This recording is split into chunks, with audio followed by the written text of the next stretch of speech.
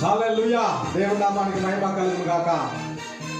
ధనమే దైవమనే ఈ యొక్క పాటను పాడుకొని దేవుని నామాన్ని అందరం కలిసి స్తుతిద్దాం.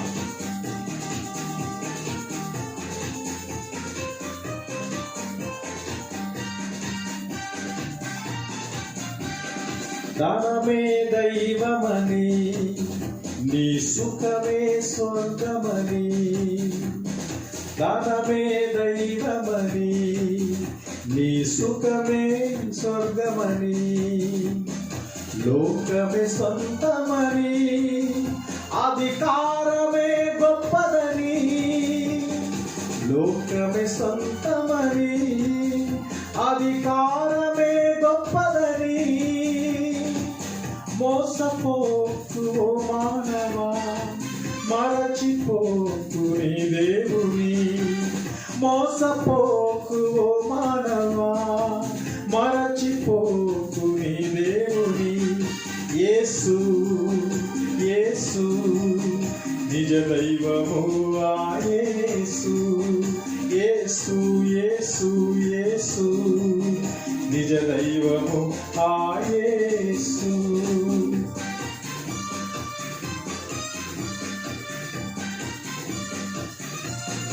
ధనమును నమ్మి తండ్రిని విడిచి తప్పిపోయిన కుమారుడు వెళ్ళినటువంటి యొక్క దృశ్యం. ధనమును నమ్మి తండ్రిని విడిచి పంచుకొని వెళ్ళే దూరదేశము. ధనమును నమ్మి తండ్రిని విడిచి పంచుకొని వెళ్ళే దూరదేశము. ఆస్తినంతా పాడు చేసి ఆకలి కల్లాడే తప్పిన తనయుడు.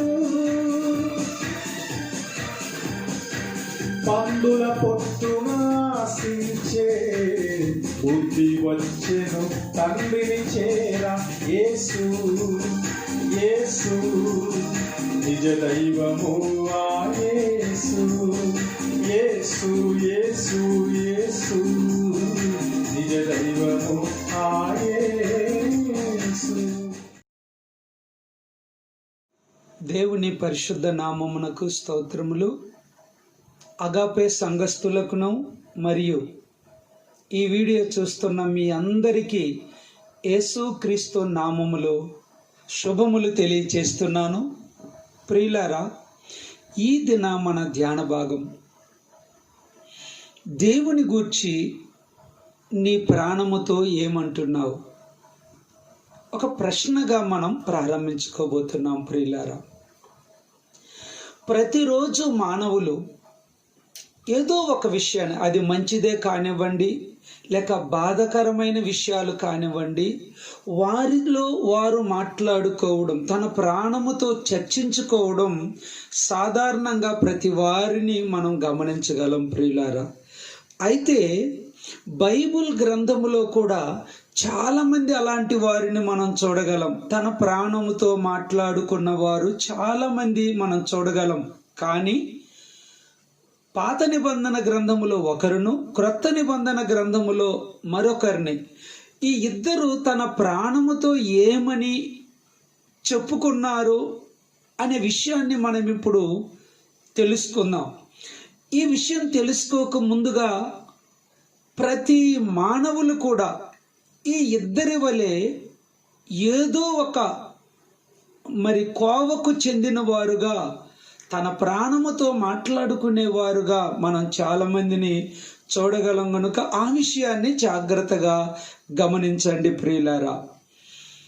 మొట్టమొదటిగా మనం పాత నిబంధన గ్రంథములో దావీదు అనేటటువంటి భక్తుని గూర్చి తన ప్రాణముతో ఏమనుకున్నారు కీర్తనల గ్రంథం 103వ అధ్యాయము మొదటి 2 వచనాలు చదువుకుందాం. నా ప్రాణమా యెహోవాను సన్నుతించుము, నా అంతరంగములోనున్న సమస్తమా ఆయన పరిశుద్ధ నామమును సన్నుతించుము. నా ప్రాణమా యెహోవాను సన్నుతించుము, ఆయన చేసిన ఉపకారములలో దేనిని మరువకుము అని భక్తుడు ఈ రీతిగా చెబుతున్నాడు.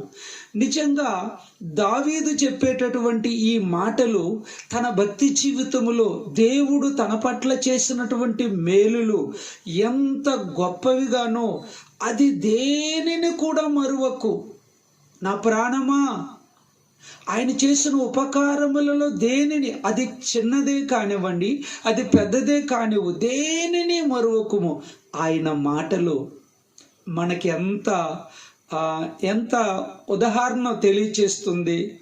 మనము కూడా అలాగూ ప్రతి క్షణము దేవుడు చేసే ప్రతి మేలులను గుర్తు చేసుకోవాలి, దేనిని మర్చిపోకూడదు. కొంతమంది అనుకుంటారు అది చిన్న విషయాలే కదా, అందుకొరకే ప్రైజ్ ది లార్డ్, దేవునికి స్తోత్రం, నాకు ఇది చేశారు దేవుడు, చిన్న విషయాలు కూడా వీళ్ళు దేవునికి స్తుతులు చెల్లిస్తుంటారని కొందరు ఈ విధంగా విమర్శ చేసేవారు కూడా లేకపోలేదు. కానీ బైబిల్ చెబుతున్నది ప్రతి విషయము కూడా మనము దేవునికి కృతజ్ఞత చెల్లించాలని. దావీదు జీవితంలో చాలా ఉపకారములు జరిగినవి, కానీ ఇప్పుడు అన్నీ మనం ధ్యానం చేసుకోవటానికి టైం లేదు కాబట్టి కొన్ని మాత్రం మహోపకారాలు అనవచ్చు. వాటిని ఉపకారాల కంటే కూడా మహోపకారాలు అనవచ్చు. అటువంటి మహోపకారాలు కొన్ని దావీదు జీవితంలోనివి కొన్ని మనం ధ్యానం చేసుకుందాం ప్రియులారా. జాగ్రత్తగా పరిశీలించండి. ఇలా మీరు జాగ్రత్తగా గమనించేటప్పుడు దేవుడు నా జీవితంలో కూడా ఎన్నో మేలులు చేశారని మనము జాగ్రత్తగా గ్రహించాలని మీతో ఈ విషయం చెబుతున్నా ప్రియులారా. మొట్టమొదటిగా దావీదు బాలుడిగా జీవించేటప్పుడు ఆయన ఒక గొర్రెల కాపరి. తన చిన్న మందను ఆ యొక్క పొలమునకు తీసుకుని వెళ్ళి మేపుచూ ఉండగా దావీదుకు ఒక చక్కని అలవాటు ఉందండి. దేవునిని ఆరాధించడం, స్తుతించడం, ఘనపరచడం, కీర్తనలు పాడడం ఆయనకు అలవాటు. అంత మాత్రమే కాదు, చక్కని మ్యూజిక్ వాయిద్యములు వాయించేటటువంటి అలవాటు కూడా. తంబురా, సితారా, పిల్లనగ్రోవి, మరి ఇలాగూ చాలా వాయిద్యాలు కూడా వాయించగలిగేవాడు. ఎప్పుడైతే ఈ గొర్రెలను ఆ స్థలములో మేయిచూ ఉండగా ఇతడు దేవునిని ఆరాధిస్తూ ఉన్నారు. అలా ఆరాధిస్తూ పాడుతూ దేవుని మహిమపరుచుచుండగా ఏదో ఒక అలజడి, గొర్రెలన్నీ చల్లా చెదరై అటు ఇటు పరుగులు పెడుతున్నవి. బే బే అంటూ గొర్రెలు అరుస్తూ ఉన్నవి.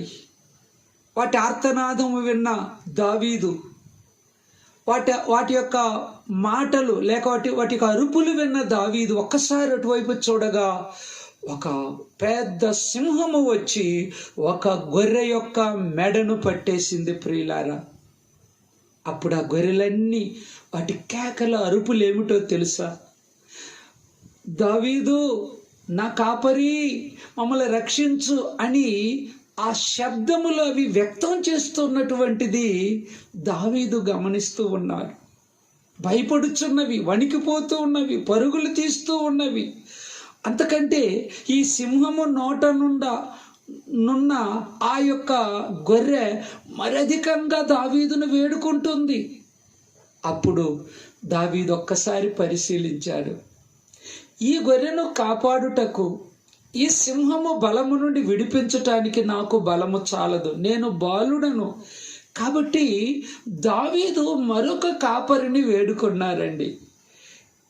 కీర్తనల గ్రంథం 23 అధ్యాయం 1 వచనములో యెహోవా నా కాపరి, ఈ నోరు లేని జీవాలకు నేను కాపరిని కావచ్చు, కానీ వాటిని విడిపించటానికి, ఆ గొర్రెను విడిపించటానికి నాకు ఆ సింహము దగ్గర బలము చాలదయ్యా.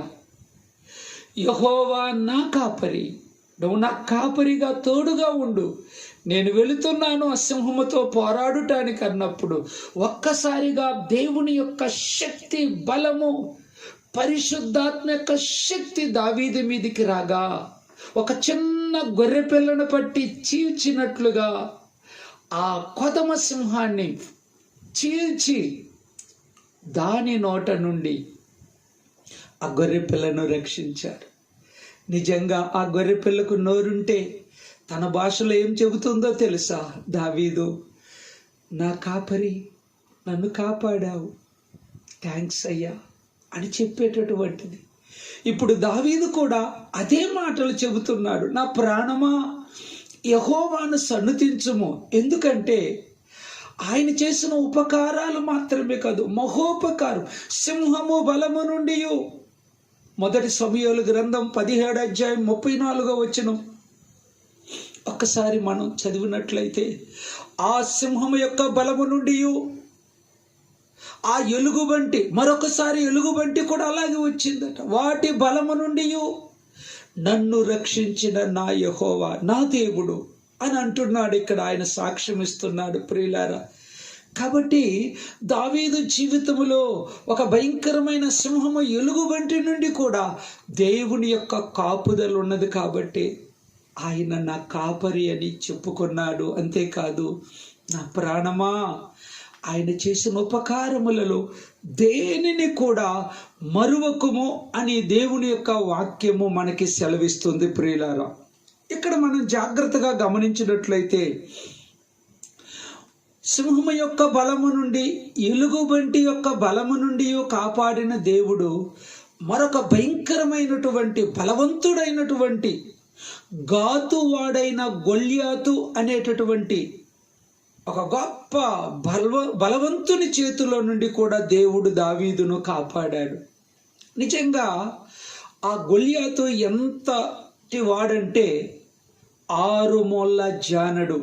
మన లెక్క ప్రకారం చూస్తే సుమారు 10 అడుగులు ఎత్తుగలిగినటువంటి పర్వతములాగా ఉంటాడు. అతన్ని గొల్యాతు అనడం కంటే కూడా రాక్షసుడు అనవచ్చు. అంటే అంత బలవంతుడు. ఎలా చెప్పగలుగుతున్నామంటే, అతన్ని చూసినటువంటి ఇశ్రాయేలీలు, ఏలాలోయలో అవతల వైపున ఫిలిస్తీయులు, వారందరిలో కూడా బలవంతుడు గాతువాడైనటువంటి గొల్యాతు. ఈ గొల్యాతును చూసి బైబిల్ చెబుతున్నది, ఏలాలోయకు యువతలి వైపున ఉన్నటువంటి ఇశ్రాయేలీలు, సౌలు మొదలుకొని ఇశ్రాయేలీలందరూ కూడా బహు భీతిల్లిరి అని వాక్యములో మనకు తెలియచేస్తుంది ప్రియులారా. అతని నిమిత్తము ఎవరి మనసు కూడా కృంగలేదట. అందరూ భీతిల్లుచున్నారు. అతను వచ్చి ఉదయము, సాయంత్రము, మధ్యాహ్నము, సాయంకాలము ఈ మాటలు మాట్లాడుచున్నప్పుడు అంతా ఇశ్రాయేలీలు బహు భీతిల్లి ధైర్యము చెడి గడగడ వణికిపోతున్నారు. ఏం జరుగుతుందో, మనల్ని ఎవరు కాపాడుతారనేటటువంటి విధములో. అలాంటి సమయములో యెషయా తన చివరి కుమారుడైన 8వ కుమారుడైనటువంటి దావీదుని పిలిచి, నీ అన్నలు యుద్ధానికి వెళ్ళి ఉన్నారు, ఏలాలోయ దగ్గర ఉన్నారు, నువ్వు వెళ్ళి ఈ ఆహార వస్తువులు ఇచ్చి, రాజునకు కూడా ఆహార వస్తువులు ఇచ్చి వారి యోగక్షేమాలు తెలుసుకుని రమ్మని దావీదును పంపాడు. దైవ నిర్ణయము ఎలాగుందో ఒకసారి గమనిస్తున్నారా ప్రియులారా? అతను వచ్చి ఆహారమును, ఆ యొక్క వారి యోగక్షేమాలని తెలుసుకున్న తరువాత ఒక్కసారి ఈ లోపల ఏలాలోయలో నుండి ఒక స్వరము, భయంకరమైన గర్వముతో కూడినటువంటి స్వరము, ఆ స్వరము ఇశ్రాయేలీలను తృణీకరించే స్వరము. ఇశ్రాయేలీలను మాత్రమే కాదు, ఇశ్రాయేలీలు ఆరాధించే జీవము గల దేవుడైన యెహోవాను కూడా మరి దూషించేటటువంటి నాలుక స్వరమును వింటున్నారు. మీకు దమ్ము లేదా, ధైర్యము లేదా నాతో పోట్లాడుటకు? ఇన్ని లక్షల మంది, కోట్ల మంది నిలిచి చూస్తున్నారే, రండి, నేను నా దేవతల పేరట వస్తున్నాను అని అంటూ ఇతను చేసిన దూషణలు దేవతల పేరట కూడా దూషించడం ప్రారంభించాడు ప్రియులారా. అలాంటి దూషణకరమైన మాటలలో ఉన్నప్పుడు ఒకసారి మనం గమనించినట్లయితే ప్రియులారా, అటువంటి దూషణకరమైనటువంటి విషయాలలో నుండి దావీదు విన్నప్పుడు, దేవుని ఆత్మ కలిగిన దావీదు, ఇదిగో జీవము గల దేవుణ్ణి, తన ప్రజలను దూషించు ఈ సున్నతి లేని ఫిలిస్తీయుడు ఎంతటి వాడు, వీనితో నేను పోట్లాడుదును, అని ఈ విషయము చెబుతున్నప్పుడు రాజునకు తెలిసిపోయినది. అప్పుడు రాజు పిలిపించి అడుగుతున్నాడు, నువ్వు బాలుడవు కదా, నువ్వు వాడితో పోట్లాడలేవు.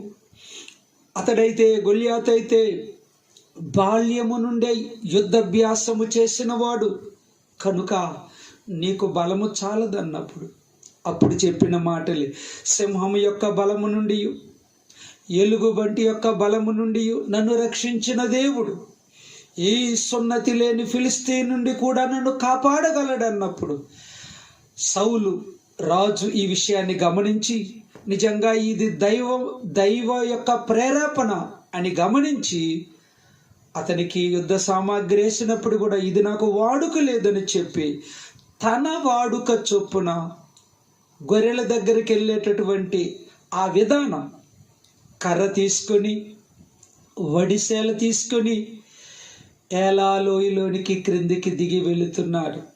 వెళ్ళేటప్పుడు ఒక 5 రాళ్ళు తీసుకున్నాడు, నున్నని రాళ్ళు. ఆ రాళ్ళు ఎందుకు తీసుకున్నాడు? 5 ఒక రాయి కొడితే తప్పిపోతే మరో రాయితో కొట్టాలనే ఉద్దేశం కాదది. అది దైవావేశము ద్వారా తీసుకున్న 5 రాళ్ళు. గొల్యాతుకు మరో 4 సహోదరులు కూడా ఉన్నారు. వీరైదుగురిని దేవుడు దావీదునకి అప్పగించాడు. కాబట్టి విశ్వాసముతో 5 రాళ్లతోటి అతడు ముందుకు సాగాడు. మొట్టమొదటి రాయిని ఉపయోగించాడు అతడు. ఈ లోపల తన వడిశాలలో రాయి పెట్టి సిద్ధంగా ఉన్న దావీదును చూసి ఎగతాళి చేశాడు. ఇదిగో కర్ర తీసుకొని నా మీదకు వచ్చుచున్నావే, నేను కుక్కనా అన్నట్లు ప్రశ్న వేశాడు.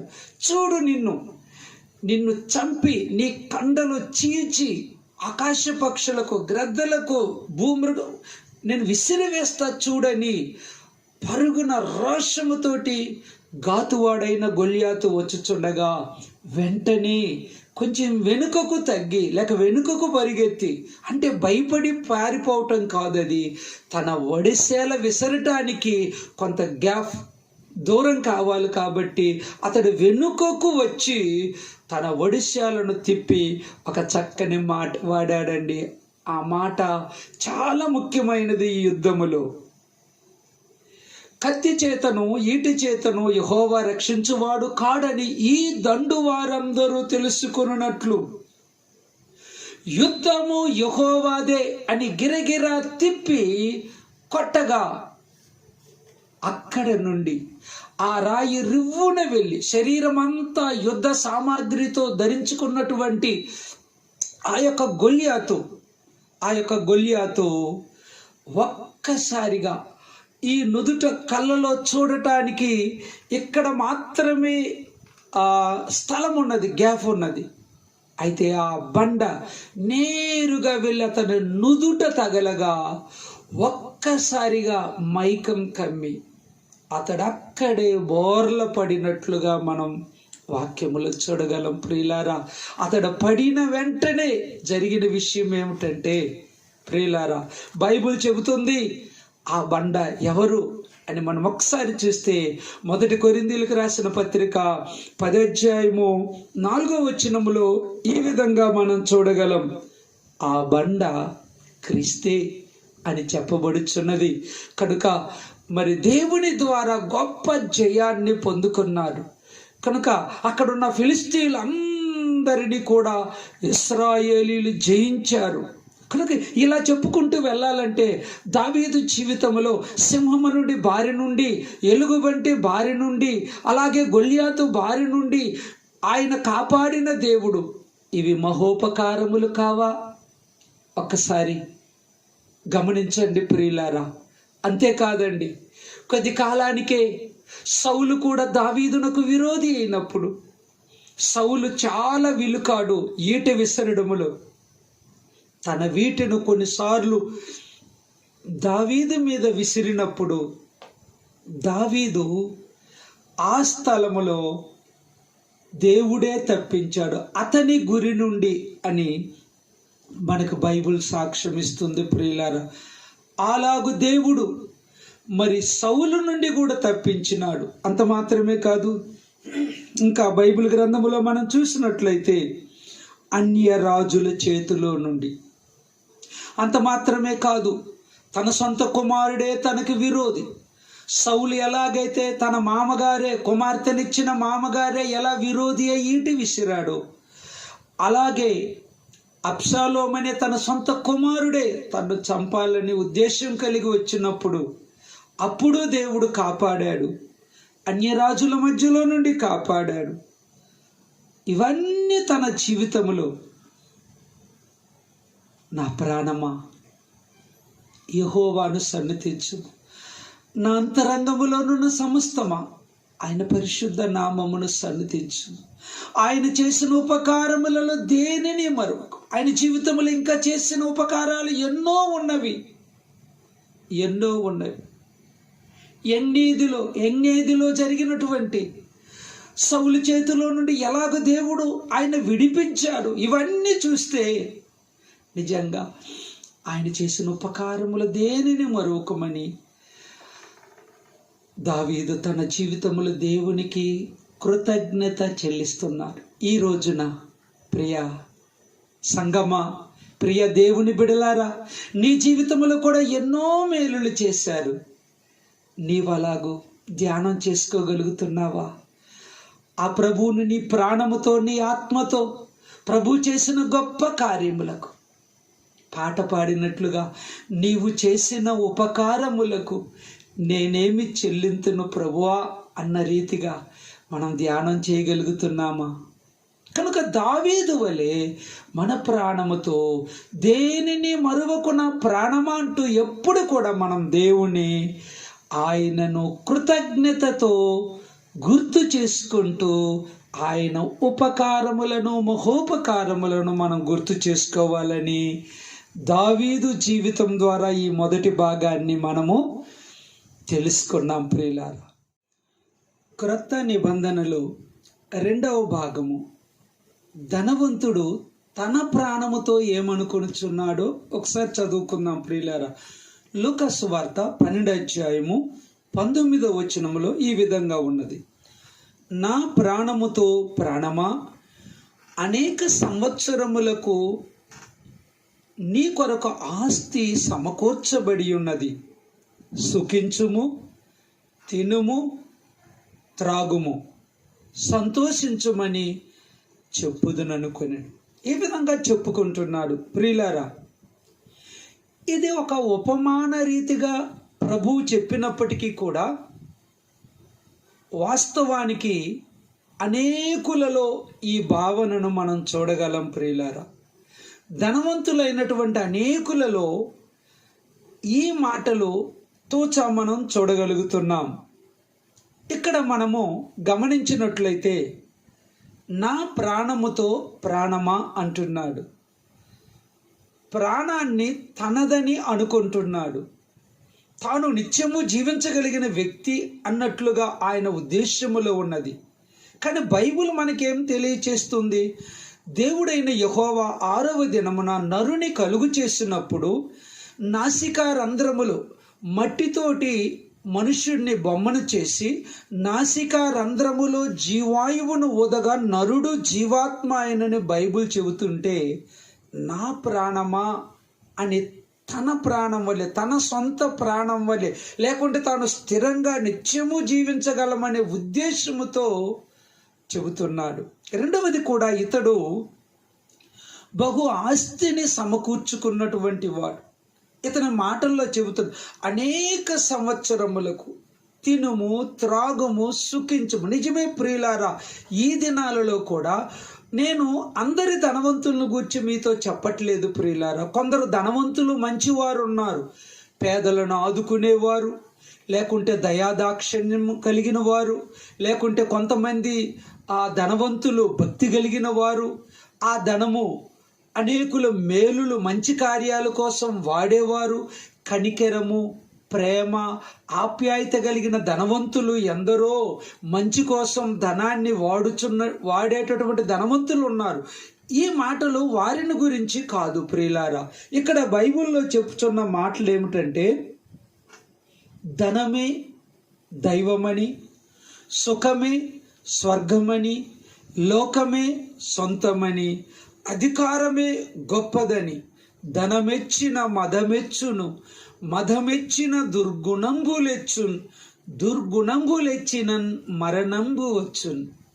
ప్రియులారు, ఇక్కడ గమనించండి, అటువంటి ధనవంతులను గూర్చి యేసుక్రీస్తు చెప్పినటువంటి 2 ఉపమానములలో ఉన్న మాటలు, ఒకటి నిజ జీవితములో ఉన్న ధనవంతుని గురించి 3 విషయాలు క్లుప్తంగా చెప్పుకుందాం.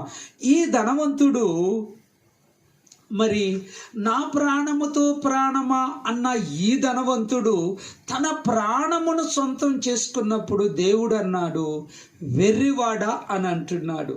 వెర్రివాడంటే పిచ్చివాడ, ఈ రాత్రి నీ ప్రాణమును అడుగుచున్నాను, నీకు కలిగినవన్నీ ఏమగును? ఒకసారి ఈ దినాల్లో, ఈ తెగుళ్ళు కలిగినటువంటి ఈ దినాలలో చాలా మంది మనం చూస్తున్నాం ధనవంతులు చనిపోవడం, ఈ యొక్క వైరస్ల వల్ల, తెగుళ్ళ వల్ల ధనవంతులు చనిపోవడం, డాక్టర్స్ చనిపోవడం, మరి పోలీసు రక్షక భటులు చనిపోవడం, మరి ఇలాగ రకరకాలైన వ్యక్తి వారి ధనము, వారికి ఉన్న 100,000 కోట్ల రూపాయలు ధనము, వెండి బంగారములు, ఐశ్వర్యములు, అంతస్తులు ఏవి కూడా వారి జీవితాన్ని కాపాడలేకపోయినట్లుగా మనం పేపర్ తీస్తే చూడగలుగుతున్నాం. ప్రియులారా, అగ్ర రాజ్యాల నుండి పేద రాజ్యాల వరకు ఎంతమంది వైరస్ల ద్వారా చనిపోతున్నారు. కరోనా అనేటటువంటి రోగము ద్వారా, ఇంకా రకరకాలైనటువంటి వాటి ద్వారా చనిపోతున్నారు. వారి ధనము వారికి అక్కడికి వచ్చినదా? కనుక అటువంటి వారు చాలామంది లక్షలు, వేలు, లక్షల కోట్ల రూపాయలు మన దేశంలోనే ఉంచడం కాకుండా ఇతర దేశాలలో కూడా దాచి ఉంచుకున్నటువంటి మిగుల ఆస్తిని ఒక్కసారిగా ఆ ఆస్తిని ఏం చేసుకోవాలి? ఈ ధనవంతుల్లాగా అనేక సంవత్సరములకు నీకు ఆస్తి సమకూర్చబడి ఉన్నది అని ఈ ధనవంతుడు తన ప్రాణముతో అనుకుంటున్నాడు, సుఖ భోగాలను అనుభవిస్తున్నాడు. అంత మాత్రమే కాదు, లాజరు ధనవంతుడు కూడా అలాగే అనుకున్నాడు. ఏమనుకున్నాడు? లాజరు ధనవంతుల్లో కూడా ఈ ధనవంతుడు కూడా నా యొక్క జీవితంలో ఎలాగుంటుందో అని అనుకోకుండా ఈ ధనవంతుడు కూడా తన ఇష్టానుసారంగా ధనవంతుడు మరి అతడు చనిపోయినప్పుడు పాతాళములో కటిక చీకటి గల బిలములోకి వెళ్ళిపోయాడు. ఇక 3వ వ్యక్తిని కూడా చెబుతామన్నాం కదా. ఇతడు నిజ జీవితంలోనే నిత్య జీవం కొరకు యేసుక్రీస్తు దగ్గరకు వచ్చి నిత్య జీవాన్ని పొందుకోవాలని అన్ని ప్రశ్నలు అడిగి, ప్రభు, ఆ నిత్య జీవం ఇచ్చే యేసుక్రీస్తు వారే, నేనే నిత్య జీవం, నీకున్న ఆస్తినంతా అమ్మి బీదలకు పంచిపెట్టి నన్ను వెంబడించు, అప్పుడు నీవు నిత్య జీవాన్ని పొందుకుంటావన్నప్పుడు అతడు మిగులు ఆస్తి గలవాడు గనుక దుఃఖపడుచు బాధపడుచు వెళ్ళిపోయాడట. ధనవంతులారా జాగ్రత్త, దేవుని యొక్క వాక్యం సెలవిస్తుంది. ధర్మోపదేశకుడైనటువంటి ఇతడు నిత్య జీవాన్ని కోరుకున్నాడే కానీ తన మిగులు ఆస్తిని విడిచిపెట్టుకోలేక నిత్య జీవమైనటువంటి యేసుక్రీస్తును విడిచిపెట్టుకుంటున్నానే అని వ్యసన పడుతూ లేక దుఃఖపడుచు అతడు వెళ్ళిపోయాడట. బైబిల్ చెబుతుంది ధనవంతులను గూర్చి. మత్తయి సువార్త 6:21 నీ ధనం ఎక్కడ ఉండును అక్కడనే నీ హృదయం ఉంటుందన్నాడు. అంత మాత్రమే కాదు, 1 తిమోతి 6:10 ధనాపేక్ష సమస్త కీడులకు మూలము. ధనం అవసరమే, కానీ ధనాపేక్ష ఉండకూడదు, ఆశ, అతి ఆశ ఉండకూడదు. అదే కొన్నిసార్లు నీ ప్రాణాన్ని తీస్తుంది. అదే నిన్ను బంధువుల మధ్యలో నుండి, పరుల స్నేహితుల మధ్యలో నుండి దూరం చేస్తుంది.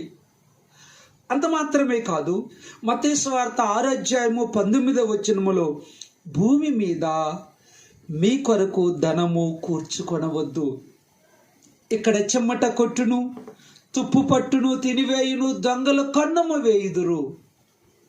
శాశ్వతమైన ధనం కావాలంటే నీతోటి ఇబ్బంది పడే వారికి, బాధలలో ఉన్న వారికి దేవుని కార్యాలకు నువ్వు సిద్ధపడు అని చెప్పి దేవుని యొక్క లేఖనం మనకి తెలియచేస్తుంది ప్రియులారా. కనుక యాకోబు రాసిన పత్రిక 1వ అధ్యాయం 11వ వచనములో ఉంది, ధనవంతులట గడ్డి పువ్వు ఎలాగైతే వాడిపోతుందో తన ప్రయత్నాలన్నిటిలో కూడా వాడిపోతారు అని హెచ్చరిక చేస్తున్నాడు యాకోబు భక్తుడు. 5వ అధ్యాయము యాకోబు 5:1 అంటున్నాడు, ఇదిగో ధనవంతులారా, మీ మీదికి వచ్చే ఉపద్రవమును ప్రలాపించుడు, ఏడ్వుడి. ఆ రోజున మీరు వెళ్ళిపోయేటప్పుడు మీరు దాచి ఉంచిన ధనం, మీరు దాచి ఉంచిన వెండి బంగారములు, ఆస్తి అంతస్తులు, పొలాలు, స్థలాలు, బినామీల ద్వారా దోచి ఉంచినటువంటి ఇవన్నీ ఎవని పాలు చేసి వెళతారు. జాగ్రత్త. కాబట్టి భూమి మీద ధనం కూర్చుకోగాకండి. అవన్నీ కూడా నీ తోటి సహోదరులకు సహాయపడండి. అందరూ బాగుండాలని, అందరూ సమృద్ధిగా ఉండాలి, అందరూ ఈ లాక్డౌన్ సమయాలలో దీవెనకరంగా ఉండాలని ఆశించండి. అంత మాత్రమే కాదు, మత్తయి సువార్త 19వ అధ్యాయం 24వ వచనం చదువుదాం. ధనవంతుడు దేవుని రాజ్యములో చేరుట కంటే ఒంటెట సూది బెజ్జములో దూరుట సులభమని వాక్యంలో తెలియచేస్తున్నది. కనుక ఈ వాక్యాలన్నీ ధనవంతులను గురించి చెప్పే హెచ్చరికలు. కానీ ఇప్పుడు నేను చెప్పబోయే చివరి 2 హెచ్చరికలు ఏమిటంటే, హెబ్రీయులకు రాసిన పత్రిక 13వ అధ్యాయం 5వ వచనములో ఉంది, ధనాపేక్ష లేని వారై ఉన్నదానిలోనే తృప్తి చెందండి. ఈరోజు చాలామంది ఆహారానికి ఇబ్బంది పడుతున్నారు, కష్టాలు పడుతున్నారు, పస్తులు ఉంటున్నారు. మీరు ధన్యులని వాక్యం సెలవిస్తుంది ప్రియులారా. అయినను మీరు తృప్తి చెందుదురు. దేవుని మీద ఆనుకొనండి, ఆధారపడండి, ప్రభువు మీకు సహాయం చేస్తారు. ఇక చివరిగా సామెతల గ్రంథం 30వ అధ్యాయం 8వ వచనం ఏం చెబుతుందంటే, దేవుణ్ణి అడుగుతున్నారు, పేదరికమునైనను ఐశ్వర్యమునైనను నాకు దయచేయకు ప్రభువా, తగినంత ఆహారము, నా దినదిన ఆహారము నాకివ్వు. ఎందుకంటే నేను అధిక ధనవంతుడినైతే దేవునిని వ్యతిరేకిస్తానేమో, హెచ్చింపు పొందుకుంటానేమో. ఒకవేళ పేదవాడినై మరీ దరిద్రుడినైతే నీ నామానికి అవమానం తెచ్చే కార్యాలు ఏమైనా చేసి నీకు అవమానం తెస్తాను. కాబట్టి నన్ను ధనవంతునిగా చేయవద్దు, దరిద్రునిగా చేయవద్దు.